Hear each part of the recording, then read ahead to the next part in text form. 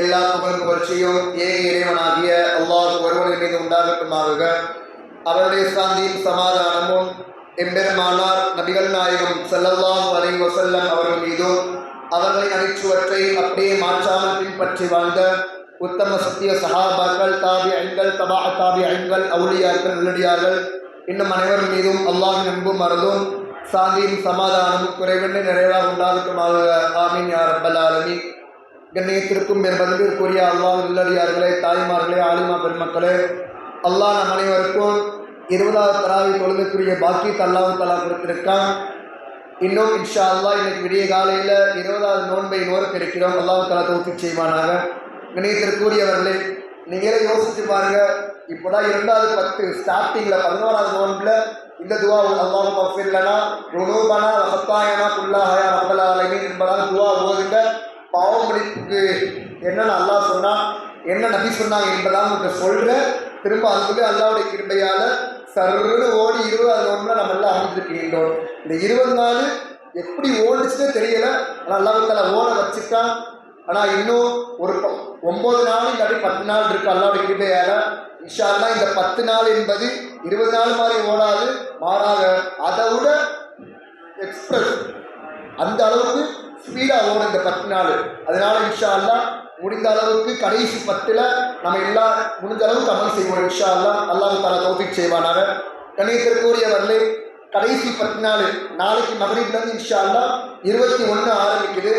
இந்த லாஸ்ட் 10 நாளை குறித்து அல்லாஹ்வும் ஸல்லல்லாஹு அலைஹி வஸல்லம் அவர்கள் என்ன சொன்னாங்க அப்படி கேட்டால், ஸல்லல்லாஹு அலைஹி வஸல்லம் சொன்னாங்க, அதாவது கடைசி 10 நாளில் ஒற்றைப்படை இரவுல நீங்கள் லைலத்துல் கத்ர் என்ற இரவை நீங்கள் அடைஞ்சு கொள்ளுங்கள் என்பதாக ஸல்லல்லாஹு அலைஹி வஸல்லம் சொன்னாங்க.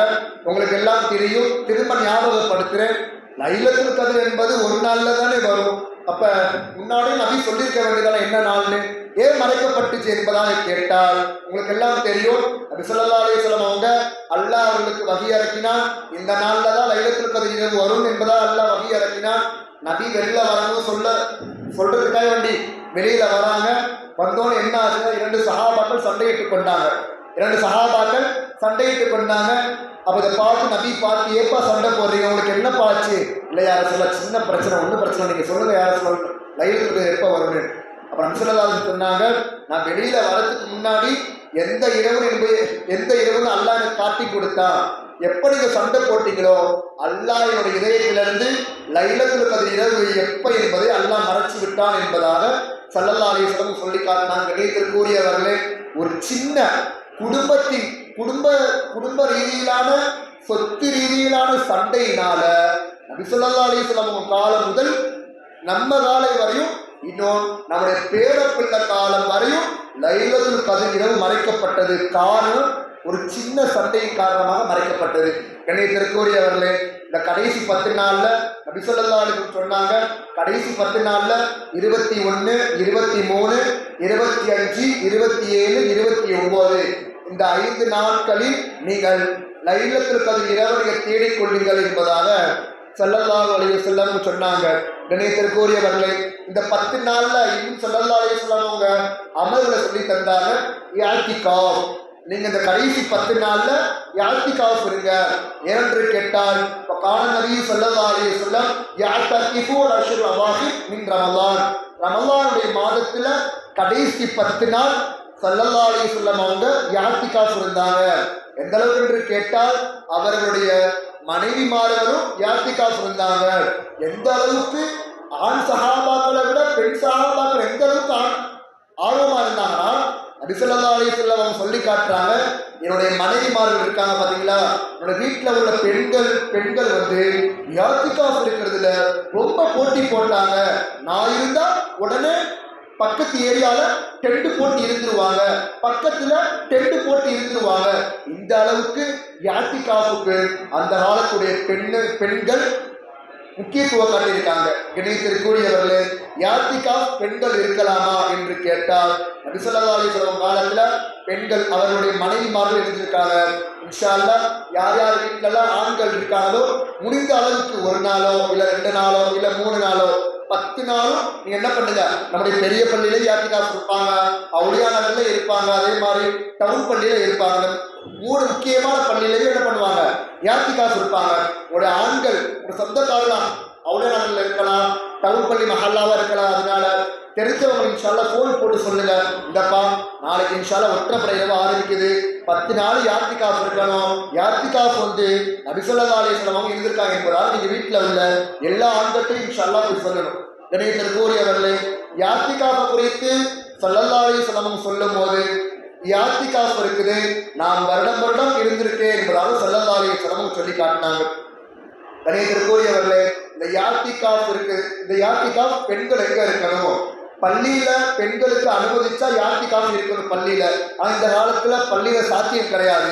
அதனால உங்க வீட்டுல ஒரு அறையோ இல்ல ஒரு இடமோ ஒரு ஏற்பாடு பண்ணி அங்க முஸல்லாவை போட்டு யாத்திகாஃப் இருக்கலாம்.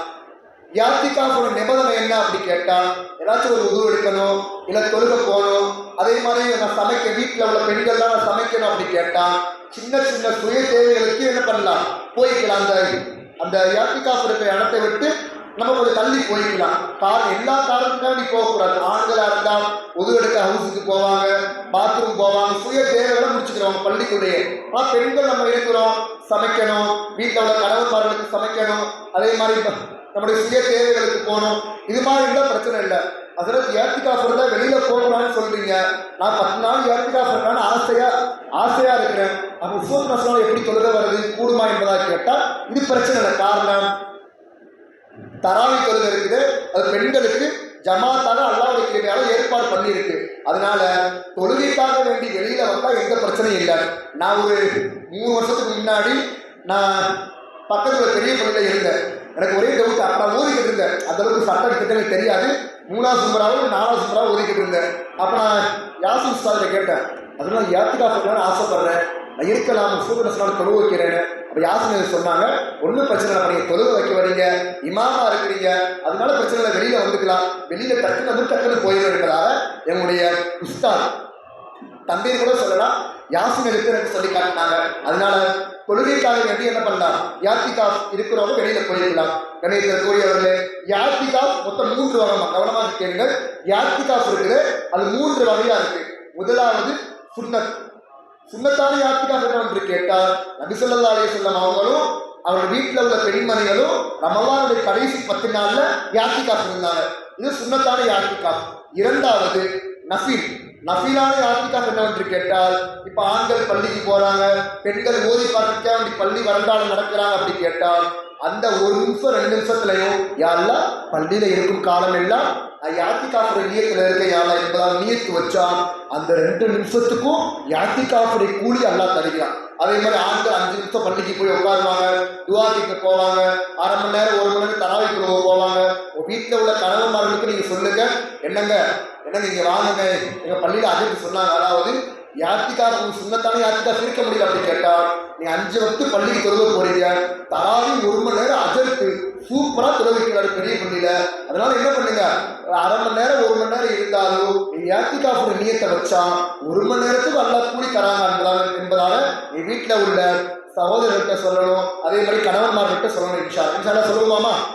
கண்ணியத்திற்குரியவர்களே, இது நஃபீலான யாத்திகாஃப். 3வது வகை வாஜிபான யாத்திகாஃப். வாஜிபை குறித்து மார்க்கம் சொல்லும் போது, இப்ப நம்ம நேர்ச்சை வைக்கிறோம், ஆண்களும் பெண்களும் நேர்ச்சை வைக்கிறாங்க, யா அல்லாஹ் இந்த விஷயம் எனக்கு நடந்தால் ஹலாலான விஷயமா, இந்த விஷயம் நடந்தால் நான் யாத்திகாஃப் ஒரு 5 நாளோ ஒரு 10 நாளோ இருக்கிறேன் என்பதாக கேட்டால், அப்படிப்பட்ட நேர்ச்சிக்கான யாத்திகாஃப் என்பது வாஜிபு. இப்ப உதாரணமாக, யா அல்லாஹ் பொண்ணுக்கு கல்யாணம் வச்சிருக்கேன், யா அல்லாஹ் இன்ஷா அல்லாஹ் ரமலான் முடிஞ்ச அடுத்த மாதமே நல்ல மாப்பிள்ளை கிடைக்கணும், யா அல்லாஹ் அஜர்தான மாப்பிள்ளை கிடைக்கணும், சாலிஹான மாப்பிள்ளையா கிடைக்கணும், யா அல்லாஹ் அதுக்கு நீ தான் உதவி செய்யணும். அப்படி மாப்பிள்ளை கிடைச்சிட்டாருன்னா நான் 10 நாள் வீட்டில் யாத்திகாஃப் இருக்கிறேன் என்பதாக, ஃபார் எக்ஸாம்பிள் தான் சொல்றேன், நீங்க தப்பா எடுத்துக்கிறாங்க. அப்படி நியத்து வச்சிருந்தாலும் நீங்க என்ன பண்ணுங்க, கல்யாணம் முடிஞ்ச பிறகு வீட்டில் பெண்கள்லாம் அனுப்பிவிட்ட பிறகு நீ ஒரு 10 நாள் நோய் மூடி யாத்திகாஃப் இருக்கணும் என்பதாக மார்க்கம் நமக்கு சொல்லித் தருகிறது. இதுதான் 3வது வகையான வாஜிபான யாத்திகாஃப் என்பதாக மார்க்கம் சொல்லித் தருகிறது. கணேசர்களே, இந்த காலத்தில் உள்ள ஆண்களும் சரி பெண்களும் சரி, பள்ளியில போய் இருக்கிறவங்க சரி, வீட்டில் இருக்கிறவங்க சரி, சின்ன சின்ன விஷயத்தின் மூலியமாக அவருடைய ஏத்திகாஃப் முடிஞ்சிருச்சு. ஃபோனில் 1 மணி நேரமாக பேசுகிறாங்க.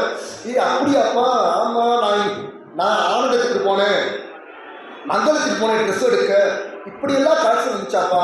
ஆனால் என்ன விலை கூடியா இருக்குது, மங்களத்துல ரொம்ப விலை கூடியா இருக்குது. அதே மாதிரி மகாராஜால ரொம்ப கூடியா இருக்கு விலை. பாப்பா நம்ம ஆதி காலத்துக்கு போயிட்டு வருவோம் என்பதாக இது மாதிரி வீணான காரியங்களில் பேசினா உங்களுடைய யாத்திகாஃப் முடிஞ்சிடும், பாத்திலாயிரும் என்பதாக மார்க்க நம்ம சொல்லி தருகிறது. கணிதற்குரியவர்களே, இன்னொரு விஷயம், பெண்களுக்கு எப்போ யாத்திகாஃப் முடியும்? இப்போ நான் யாத்திகாஃப் இருக்கிற 10 நாள் நீ யாத்திகாஃப் இருக்கிறீங்க அப்படி கேட்டால் முக்கியமான 2 விஷயத்தின் மூலியமாக யாத்திகாஃப் முடிஞ்சிடும். ஒன்று, மாசமானவங்க என்ன பண்றீங்க, யாத்திகாஃப் இருக்கிறீங்க, உங்களுக்கு நிஃபாஸ் என்று சொல்லக்கூடிய தொடக்கம் வந்துருச்சுன்னா உங்களுடைய யாத்திகாஃப் பாத்திலாயிரும், முடிஞ்சிடும். அதே மாதிரி மாதம் வரக்கூடிய உங்களுடைய தொடக்கு வருதுன்னா அப்ப இருந்து உங்களுடைய யாத்திகாஃப் முடிஞ்சிடும் என்பதாக மார்க்கமும் ஸல்லல்லாஹு அலைஹி வஸல்லம் அவங்களும் சொல்லித்தராங்க. நினைத்திருக்கக்கூடியவர்களே, ஒரு முக்கியமான செய்தி என்னன்னா, இஅ்திகாஃப் இருப்பதன் மூலியமாக நான் ஏற்கனவே சொல்லியிருக்கேன் உங்கள்கிட்ட, நாளைக்கு கியாமத் நாள்ல சரியான வெயில் அடிக்கும். எந்த அளவுக்கு வெயில்னா நம்முடைய மூளை உருகி ஊற்றுற அளவுக்கு வெயில் அடிக்கும். அப்படிப்பட்ட வெயிலிலையும் 7 நபர்களுக்கு அல்லாஹ் தஆலா அவருடைய நிழலை தருகிறார் என்பதாக ஸல்லல்லாஹு அலைஹி வஸல்லம் சொல்லி காட்டினாங்க. இந்த யாத்திகாஃப் இருப்பதன் மூலியமாக அல்லாஹ் தஆலா அந்த நபர்களுக்கு அல்லாஹ் தஆலா நிழல் தரான். என்ன சொல்றது, 7 நபர்கள்ல யாத்திகாஃப்னு ஒரு வார்த்தையே வரல. என்ன நீங்க சொல்றீங்க? ஸல்லல்லாஹு அலைஹி வஸல்லம் அவங்க சொல்லும் போது, ரஜுலுன் ஸக்கரல்லாஹு காலியன் ஃபஃபாலத் ஐனாஹு, அல்லாஹ்வை திக்ரு கூறி, இன்னும் தனியாக திக்ரு கூறி, இன்னும் தன்னுடைய கண்ணீர் பாவத்தை நினைச்சு அழுவ பார்த்தீங்களா, இப்படிப்பட்ட மனிதரும் நாளை கியாமத் நாள்ல அரிசுடைய நிழலில் இருப்பார். 2வது மனிதர் ரஜுலுன் கல்புஹு முஅல்லகுன் பில் மஸாஜித், பள்ளியோடு தொடர்போடு இருக்கிறாங்க பார்த்தீங்களா, அப்படிப்பட்ட நபர்களும் நாளை கியாமத் நாள் அரிசுடைய நிழலில் இருப்பாங்க. இந்த 2 விஷயம் இருக்குது. அது யாத்திகாஃபின் மூலியமாக ஆகிவிடும். காரணம், யாத்திகாஃப் இருந்தால் நம்ம திக்ரு செய்வோம், எல்லாரும் அதிகமாக நினைவு கூறுவோம், குருவானை ஓதுவோம், அதே மாதிரி நம்ம அழுது துவா கேட்போம். இது முதலாவது விஷயம். 2வது விஷயம், ஆண்களோ இல்லை பெண்களோ, ஆண்கள் வச்சுக்கோங்களேன், ஆண்கள் பள்ளியில் போய் யாத்திகாஃப் இருக்கிறாங்க, அவங்க என்ன பண்ணுவாங்க, அழுவாங்க, துவா ஓதுவாங்க, எல்லாரும் நினைச்சுக்கிட்டே இருப்பாங்க. அதே மாதிரி பள்ளியோடு தன்னை தானே இணைச்சு கொள்வாங்க. இப்ப இந்த 2 விஷயத்தின் மூலியமாக யாத்திகாஃப் இருக்கக்கூடிய நபருக்கு அது ஜாயிண்ட் ஆயிரும். அப்ப யாத்திகாஃப் இருப்பதன் மூலியமா அல்லாஹ் என்ன பாக்கியத்தாரானா, கியாமத் நாள்ல அவருடைய அரிசுடைய நிழல்ல இருக்கக்கூடிய பாக்கியத்தை அல்லாஹ் தஆலா தருவான். நினைத்திருக்கக்கூடியவர்களே, அதனால இன்ஷா அல்லாஹ் நாம் எல்லாம் முடிந்த அளவுக்கு 1 நாளோ 2 நாளோ 3 நாளோ யாத்திகாஃப் இருந்தா அல்லாஹ் தஆலா மிகப்பெரிய ஒரு பாக்கியத்தை தருகிறான் என்பதாக ஸல்லல்லாஹு அலைஹி வஸல்லம் சொல்லி காட்டினாங்க. கணிதற்குரியவர்களே, ஒரு முக்கியமான செய்தி என்னன்னா, உங்களுக்கு சொல்ல நான் முன்னாடி சொல்லியிருந்தேன், இது மாதிரி நம்ம சூத்து நசனால பெருநாத்துல நடத்துவோமான்னு சொல்லி கேட்டிருந்தேன். அல்லாஹ்வுடைய கிருபையால உங்களுடைய துவா, நிர்வாகத்துடைய ஒரு முயற்சி என்ன பண்ணிட்டாங்கன்னா, ஓகே நீங்க நடத்திக்கலாம்னு சொல்லிட்டாங்க. இன்ஷா அல்லாஹ் யார் நீங்களும் வந்துருங்க. இன்ஷா அல்லாஹ் பெருநாத்துக்கு எப்பன்னு அறிவிப்பு இன்ஷா அல்லாஹ் தர தெரிஞ்சாதான் இன்ஷா அல்லாஹ் சொல்லுவோம். நீங்களும் வந்துருங்க. உங்க வீட்டில் உள்ள பக்கத்து வீடு இது மாதிரி எல்லாரும் இன்ஷா அல்லாஹ் என்ன பண்ணுங்க, கூட்டிட்டு வந்துங்க. ஆனா அல்லாஹ்வுடைய கிருபையால நான் பிறந்து இந்த உஸ்வத் நஸ்னா மதரசா ஆரம்பிச்சு 1வது வாட்டி பெருநா தொழுகை நடக்குன்னா அது இந்த வருஷம் மட்டும்தான். அல்லாஹ் தஆலா வருடம் இங்கேயே ரமலானுடைய தொழுகையும் பெருநாளுடைய தொழுகையும் தொழுகக்கூடிய பாக்கியத்தை அல்லாஹ் தஆலா தந்துடுவாங்க. கணிதற்குரியவர்களே, அதனால இன்ஷா அல்லாஹ் இப்போ 3வது 10 வருதுமா, நாளைக்கு இன்ஷா அல்லாஹ் மகரிப்ல இருந்து 3வது 10 வருது. இந்த 3வது 10 என்ன அப்படி கேட்டால் இன்ஷா அல்லாஹ் நாளைக்கு விளக்கமா சொல்லுவேன். இருந்தாலும் நாளைக்கு மகரிப்ல இந்த துவா ஒதுக்குங்க. அது என்ன துவானா, அல்லாஹும்ம அத்திக்னி மினன்னார் வ அத்கில்னல் ஜன்னah யா ரப்பல் ஆலமீன். யா அல்லாஹ், 3வது 10 ஸல்லல்லாஹு அலைஹி வஸல்லம் கேட்க சொன்னாங்க, யா அல்லாஹ் நரகத்திலிருந்து எனக்கு விடுதலை தா, யா அல்லாஹ் இன்னும் சொர்க்கத்தில் நுழையக்கூடிய பாக்கியத்தை யா அல்லாஹ் தருவாயாக என்பதாக நபி ஸல்லல்லாஹு அலைஹி வஸல்லம் துவா கேட்டாங்க. அதே மாதிரி லைலத்துல் கத்ர் வந்தா என்ன துவா அப்படி கேட்டால், அல்லாஹும்ம இன்னக அஃபுவுன் கரீமுன் துஹிப்புல் அஃபவ வன்னா என்பதாக துவா ஓதுங்க. இந்த துவா எனக்கு தெரியல, அது எடுத்து அப்படி கேட்டால் இன்ஷா அல்லாஹ் ஆலிமா பெருமக்கள் இருப்பாங்க, அவங்கள்ட்ட கையோடு எழுதிட்டு இன்ஷா அல்லாஹ் வாங்கிட்டு போங்க. நாளைக்கு மகரிப்ல இருந்து அல்லாஹும்ம அத்திக்னி மினன்னார் வ அத்கில்னல் ஜன்னத யா ரப்பல் ஆலமீன் என்பதாக துவா ஓதுங்க.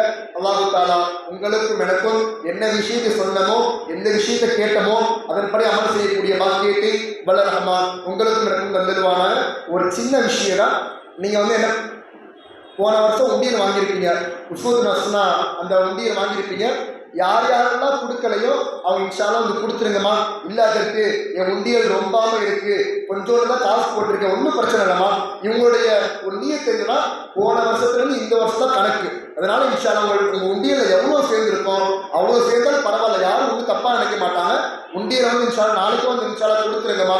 கொடுத்த பிறகு நீங்க அதற்கு சில புது உண்டியல் வாங்கலான்னு இருக்கு, அதற்கு அப்படி கேட்டா தாராளமா அதான் ஆசைப்படுறாங்க. நீங்க மதரசால ஆசைப்படக்கூடிய விஷயம் என்னன்னா உண்டியலை கொடுத்து திரும்ப உண்டியலை வாங்கிட்டு போகணும் என்பதாக ஆசைப்படுறாங்க. அதனால இன்ஷா அல்லாஹ் நாளைக்கு இன்ஷா அல்லாஹ் நியத்து வச்சுக்கோங்கம்மா, ஞாபகம் வச்சுக்கோங்க. யார் யாரெல்லாம் வீட்டில் உண்டியலை வாங்கிட்டு போயிருக்கீங்களோ அவங்க எல்லாம் நாளைக்கு உண்டியலை வாங்கி கொடுத்துருங்க. அதே மாதிரி புது உண்டியலை இன்ஷா அல்லாஹ் வாங்கிட்டு போகணும். அல்லாஹ் தௌஃபீக் செய்வானாக. வாஹிர் தாவா அல்ஹம்துலில்லாஹி ரப்பில் ஆலமீன். அஸ்ஸலாமு அலைக்கும் வரஹ்மத்துல்லாஹி வபரகாத்துஹு.